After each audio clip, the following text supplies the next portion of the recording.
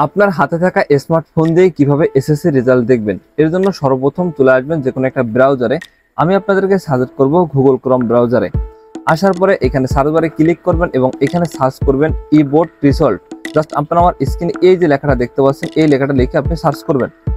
Search করার পর দেখতে পাবেন প্রথমে ঠিক এমন একটা ওয়েবসাইট চলে এসেছে, এডুকেশন বোর্ড বাংলাদেশ। জাস্ট এই ওয়েবসাইটের উপরে একটি ক্লিক করবেন। ক্লিক করার পর ঠিক এমন একটা ফর্ম আপনার সামনে চলে আসবে। জাস্ট দুই আঙ্গুল থেকে একটু বড় করবেন, করার পরে আমি আপনাদেরকে দেখিয়ে দিচ্ছি। সর্বপ্রথম আপনি যে এসএসসি পরীক্ষা দিচ্ছেন সেটা সিলেক্ট করবেন। আপনি কোন মাধ্যমে দিচ্ছেন, ভোকেশনাল না দাখিল, সবকিছু এখানে লেখা আছে, আপনি এখানে সিলেক্ট করবেন। জাস্ট আমি এখান থেকে এসএসসি দাখিল দিয়েছি, অবশ্যই এখানে সিলেক্ট করব। তারপরে আপনি কত সালে পরীক্ষা দিয়েছেন সেটা এখানে সিলেক্ট করবেন। আমি আমার বিগত সালেতে দেখাচ্ছি, 2019-এ পরীক্ষা দিয়েছিলাম, সেটা সিলেক্ট করলাম। তারপর এখানে বোর্ডের অপশনে ক্লিক করে আপনি আপনার বোর্ড সিলেক্ট করবেন। আমার বোর্ড যশোর, আপনার যে বোর্ড হয় সেটা সিলেক্ট করবেন।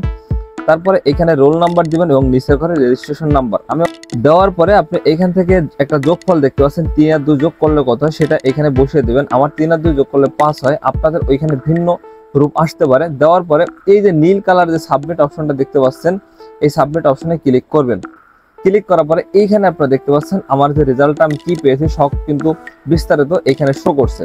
তো আজকের ভিডিও থেকে কোনো রকম উপকার হলে অবশ্যই ভিডিওটা শেয়ার করে আপনার বন্ধুদেরকে দেখার সুযোগ করে দিবেন, যাতে তারাও যেন খুব সহজেই রেজাল্টটা নিজের মোবাইল থেকে নিজে বের করতে পারে।